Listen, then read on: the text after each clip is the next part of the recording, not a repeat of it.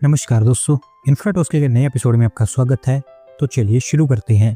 पहली खबर की शुरुआत करते हैं रोड कंस्ट्रक्शन से, जहां पर दोस्तों हमारी ministry of road transport and highways के द्वारा 19 और रोड प्रोजेक्ट्स अप्रूव कर दिए गए हैं जम्मू एंड कश्मीर के लिए, और यहाँ पर वो 10,637 करोड़ रुपीस खर्च करेंगे।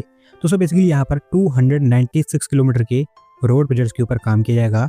कुछ इंपॉर्टेंट प्रोजेक्ट्स की बात करूँ तो पीर की गली टनल यहाँ पर अप्रूव कर दी गई है, जो all weather road connectivity establish कर देगी जम्मू एंड कश्मीर के अंदर। 3,830 करोड़ रुपीस इसके ऊपर खर्च किए जाएंगे। साधना टनल को भी यहाँ पर अप्रूवल दी गई है, 3,330 करोड़ रुपीस इसके ऊपर खर्च किए जाएंगे, जिससे कि लाइन ऑफ कंट्रोल की डायरेक्ट रोड कनेक्टिविटी हमारी आर्मी को मिल पाएगी।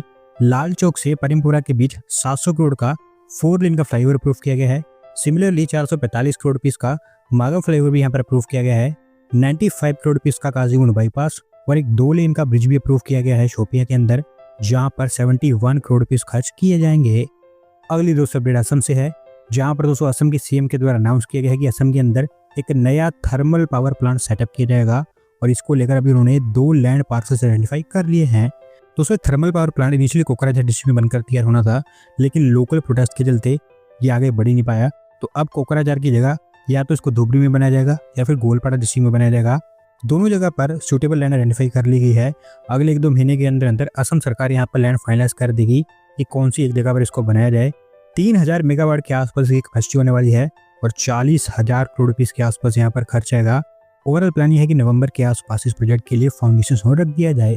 अगली दोस्तों अपडेट छत्तीसगढ़ से है, जहाँ पर दोस्तों छत्तीसगढ़ के नया रायपुर में एक नेशनल फोरेंसिक साइंस यूनिवर्सिटी का नया कैंपस और एक central forensic science laboratory setup की जाएगी, और इन दोनों को लेकर अभी फाउंडेशन रखने का काम कर दिया गया है। दोस्तों एनएफएसयू का नया कैंपस 40 एकड़ के एरिया में फैला होगा, जिसके लिए स्टेट गवर्नमेंट ने लैंड एलोकेट कर दी है। 400 करोड़ रुपीस के आसपास यहाँ पर खर्च किए जाएंगे, और ये पूरी तरह से सेंट्रल गवर्नमेंट की तरफ से फंडेड होगा। बात करूँ लैब के बारे में तो वो भी सेंट्रल गवर्नमेंट की तरफ से फंडेड होगी, जो इस कैंपस के बिल्कुल बगल में ही बनकर तैयार होगी। 6 से 7 एकड़ के एरिया इसके लिए भी आइडेंटिफाई किया गया है, और क्योंकि अब इनको लेकर फाउंडेशन रख दिया गया है तो अगले 1.5-2 साल के अंदर अंदर ये दोनों तैयार हो जाएंगे। अगली दोस्तों अपडेट आंध्र प्रदेश से है, जहाँ पर दोस्तों आंध्र प्रदेश सरकार सूर्यलंका बीच का रीडेवलपमेंट और रिवैम्पिंग स्टार्ट करने जा रही है, और इसको लेकर अभी टेंडरिंग काम चालू हो गया है। दोस्तों सूर्यलंका बीच काफी पॉपुलर टूरिस्ट डेस्टिनेशन है आंध्र प्रदेश के बापला डिस्ट्रिक्ट में। रिवैम्पिंग के अंतर्गत यहाँ पर budget resorts, landscape entry zones, food courts, play areas, solid waste management, renewable energy और इन्वायरमेंटल अवेयरनेस के ऊपर काम किया जाएगा। इसके अलावा आसपास के जो और टूरिस्ट डेस्टिनेशंस हैं उनको कनेक्ट करके यहाँ पर एक पूरा इको टूरिज्म सर्किट डेवलप किया जाएगा। कुल मिलाकर 98 करोड़ रुपये यहाँ पर खर्च किए जाएंगे, और ये प्रोजेक्ट भी सेंट्रल गवर्नमेंट की स्वदेश दर्शन स्कीम 2.0 का हिस्सा होगा, जहाँ पर फंडिंग सेंट्रल गवर्नमेंट की तरफ से आने वाली है, और फिर अगले 1-1.5 साल के अंदर अंदर ये काम भी कंप्लीट हो जाएगा।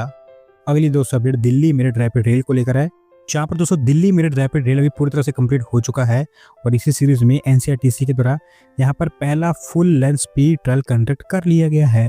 दोस्तों दिल्ली मेरठ रैपिड रेल के अंतर्गत अभी तक 55 किलोमीटर के आसपास का सेक्शन ओपन हो चुका था। अभी जो बचा कुचा हिस्सा था दोनों साइड पर वो भी कंप्लीट हो गया है, जहाँ पर ट्रायल स्टार्ट हो चुके हैं। अभी सराय काले खान से मेरठ तक पहला फुल लेंथ ट्रायल कंडक्ट किया गया है, और जस्ट 57 मिनट के अंदर अंदर ये पूरे डिस्टेंस कवर कर लिया गया था। 160 kmph की मैक्सिमम स्पीड यहाँ पर अचीव की गई है, और ऐसे बताया गया है कि पूरे पंक्चुअलिटी से ये ट्रेन स्टेशन पर रुकी भी थी और सही समय पर वहां से चली भी थी। होपफुली उम्मीद यही है कि अगले महीने के अंदर अंदर ये पूरा का पूरा कॉरिडोर लोगों के लिए खोल दिया जाएगा। अगली दोस्तों अपडेट उत्तर प्रदेश से है, जहाँ पर दोस्तों गोरखपुर इंडस्ट्रियल डेवलपमेंट अथॉरिटी ने धुरियापार इंडस्ट्रियल कॉरिडोर को लेकर प्रिपरेशन स्टार्ट कर दी है, और अभी अगले महीने से यहाँ पर लैंड अलॉटमेंट स्टार्ट हो जाएगी। दोस्तों धुरियापार इंडस्ट्रियल कॉरिडोर सबसे बड़ा इंडस्ट्रियल कॉरिडोर होगा पूर्वांचल एरिया में, जो कि मोस्टली गोरखपुर लिंक एक्सप्रेसवे के अलोंग बनकर तैयार होगा। कुल मिलाकर 6,800 एकड़ ऑफ लैंड इसके लिए एक्वायर की जाएगी, जिसमें से पहले फेज के अंदर 800 एकड़ ऑफ लैंड अभी एक्वायर कर ली गई है। अडानी और जेके ग्रुप जैसी कंपनीज ने ऑलरेडी यहाँ पर इंटरेस्ट दिखाया है उनकी इन्वेस्टमेंट के लिए, और उन्होंने यहाँ पर लैंड भी डिमांड की है। ओवरऑल अभी पहले फेज को लेकर प्रिपरेशन कंप्लीट हो चुकी है। अगले महीने से यहाँ पर लैंड अलॉटमेंट स्टार्ट हो जाएगी, और फिर आपको इंडस्ट्रियल यूनिट्स यहाँ पर बनती हुई दिखाई देंगी।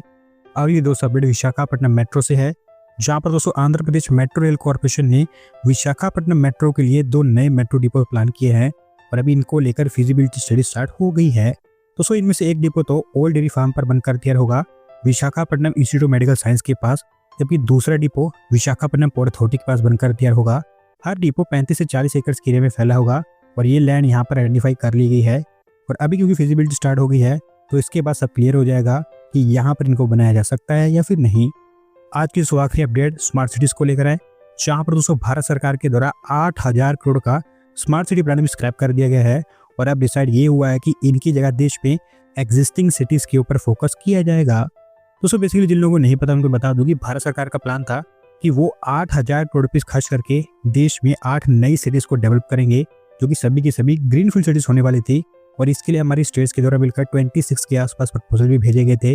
लेकिन एक नई स्टडी में पाया गया है कि नई सिटीज को बिल्ड करना काफ़ी ज़्यादा डिफिकल्ट है, क्योंकि land acquisition, floor space index और इसी तरह के अलग अलग रिस्ट्रिक्शंस के कारण प्राइवेट इन्वेस्टर्स यहाँ पर आगे नहीं आ रहे हैं इन प्रोजेक्ट्स के लिए। और रियलिटी यही है कि सरकार जितनी मर्जी कोशिश कर ले, जब तक प्राइवेट इन्वेस्टमेंट नहीं आती है तब तक नई सिटीज़ को बिल्ड करना ऑलमोस्ट इम्पॉसिबल ही है। और यही मेन रीज़न है कि डिसाइड किया गया है कि हमारे देश की जो एग्जिस्टिंग सिटीज़ है, जिनकी पॉपुलेशन 1 लाख के आसपास है, उनको अब ग्रोथ हब्स के रूप में डेवलप किया जाएगा। एक नई स्कीम यहाँ पर लॉन्च की जाएगी जहाँ पर 1 लाख करोड़ रुपीस खर्च किए जाएंगे और ये 8,000 करोड़ रुपीस भी उसी तरह डाइवर्ट कर दिए जाएंगे। ओवरऑल अब इसके चलते होगा ये कि अयोध्या, जबलपुर एक्सटेंशन और गिफ्ट सिटी एक्सपांशन को लेकर जो प्रपोजल्स आए थे, अब उनको भी रिजेक्ट कर दिया जाएगा। लेकिन गिफ्ट सिटी की अच्छी बात यह है कि गुजरात सरकार खुद उसको डेवलप करने वाली है। एक और अच्छी बात यह है कि अभी 8,000 करोड़ की बजाय 1 लाख करोड़ रुपीस जो यहाँ पर खर्च किए जाएंगे स्मॉलर सिटीज़ के ऊपर, उनका आपको और ज़्यादा बड़ा इंपैक्ट देखने को मिलेगा। दोस्तों आज की वीडियो में बस इतना ही। अगर आप अपनी तरफ से अपडेट सबमिट करना चाहते हैं तो डिस्क्रिप्शन में दिए गए लिंक पर क्लिक करके सबमिट कर सकते हैं। अगर आज की वीडियो पसंद आई हो तो वीडियो को लाइक करें, चैनल को सब्सक्राइब करें। धन्यवाद वीडियो को देखने के लिए।